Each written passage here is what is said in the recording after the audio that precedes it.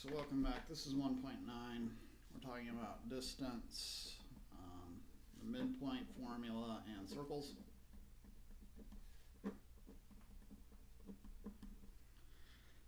And again with the distance formula.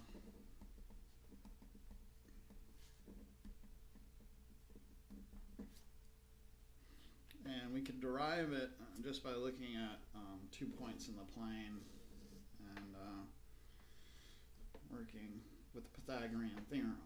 Okay, so this, say, is x1, y1.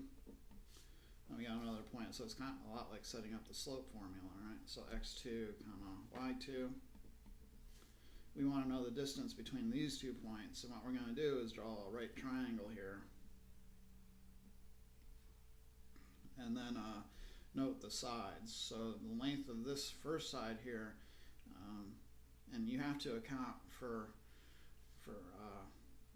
different orientations. So you'll say, absolute value, technically x2 minus x1, and then over here, in case y2 was actually less than y1, in order to find the distance, you'd have to take the absolute value of these two guys. So if you're trying, for example, if you're trying to find the distance between -3 and 5,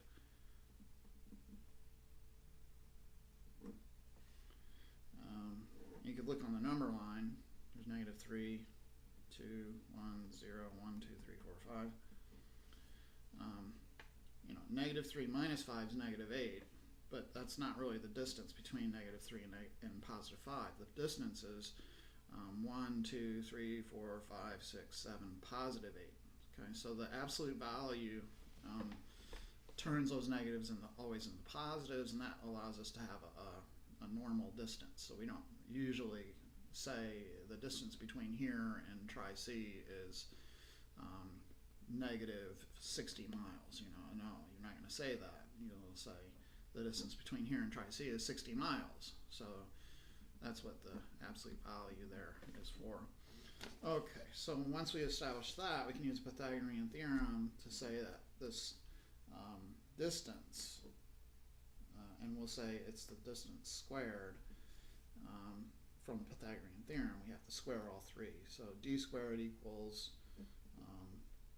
x2 minus x1 squared plus y2 minus y1 squared. And because they're squared, we no longer need the absolute value. A square will always take a negative and turn it into a positive. And then we can also solve for d. So just take the square root of both sides, and we'll have x2 minus x1 squared plus y2 minus y1 squared. And interesting thing about that is, yeah, there is a kind of a relationship between this and slope. Here's the rise, and here's the run. And it's just the square root of those elements squared. Okay, so let's actually apply it. Problem 8 here. We want to know the distance between -4, -1, and 2, -3. So plop everything into your distance formula. We'll go 2 minus -4 is +4 squared, and then plus -3 minus -1 is +1 squared. And so we'll get this will be 6 squared is 36, and then plus -2 squared is 4, so that'll be root 40. And you can pull out a perfect square of 4, so that'd be 2 root 10 for your final distance.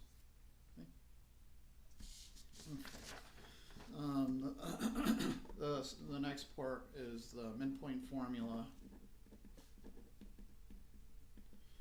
And given 2 points, you can find the midpoint in the plane by taking the average of the x-coordinates and the y-coordinates. So given 2 points in a plane, x1, y1, and x2, y2, the midpoint is x1 plus x2 all over 2, comma y1 plus y2 over 2. So let's try one of those. This is number 26, and we have some fractions to play with. So negative 2/5, comma 7/15, and then negative 2/5, comma negative 4/15. And we'll go ahead and find the midpoint.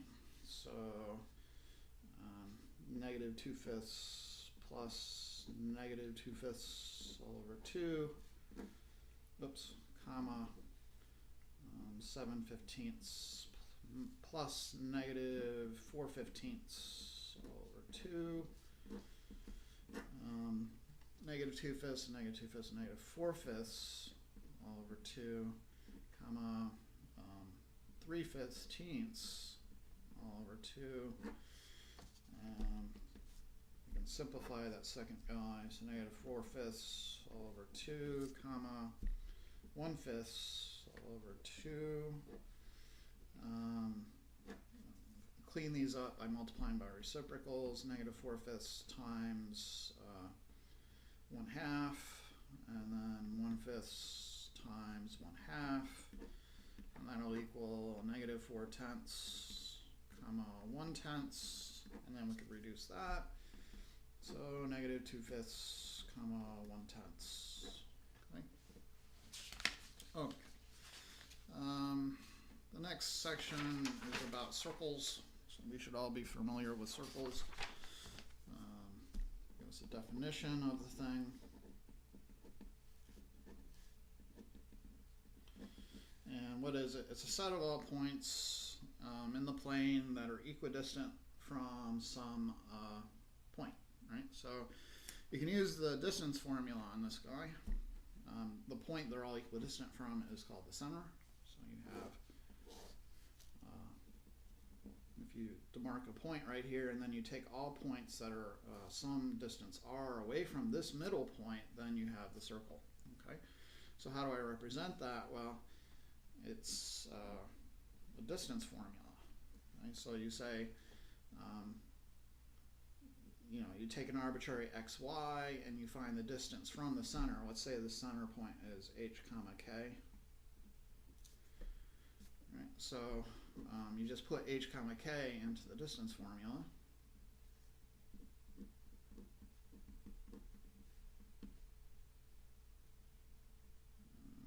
Equals this r value. And then we don't really want to work with the square root, so we'll square both sides, and we get x minus h squared plus y minus k squared equals r squared.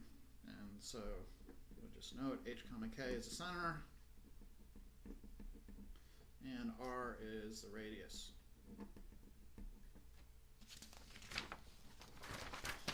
Okay, so let's look at some of the problems. 34, they want you to write the equation of a circle.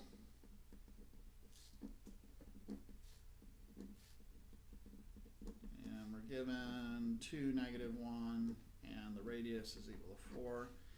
So you just plug this material into here. So you'll get x minus 2 squared plus y minus -1, so y plus 1 squared. On the other side you get 16. That's it. Let's look at another one, number 46. They want you to find the center and radius, and then note the domain and range. Find center, radius, and the domain and range. Okay. So they give you the formula.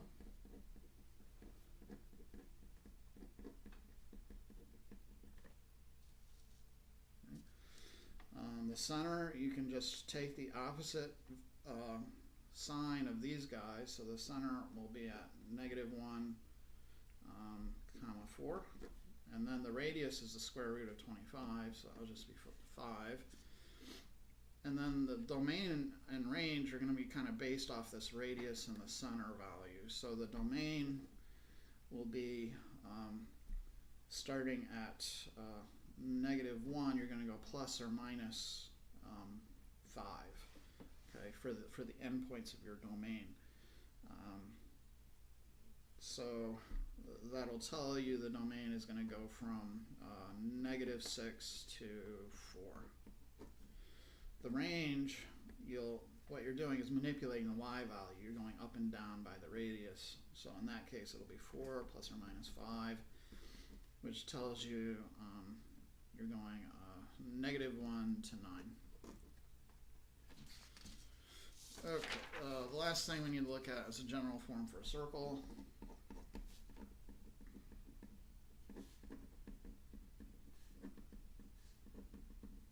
So sometimes instead of having the nice x plus the nice form, these things will be FOILed out, and you kind of have to complete the square and all that jazz to get it into our appropriate form.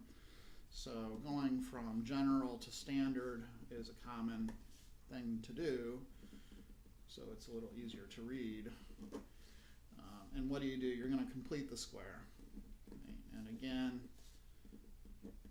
the special number that will get that job done is b all over 2 squared. Okay. So let's look at, I guess, 56. X squared plus y squared minus 4x minus 12y minus 9 is 0. Okay, so I'm going to collect all the x stuff together. I get x squared minus 4x, and then I'm going to leave a space to complete the square on that guy, and then plus y squared minus 12y, and leave a space to complete the square.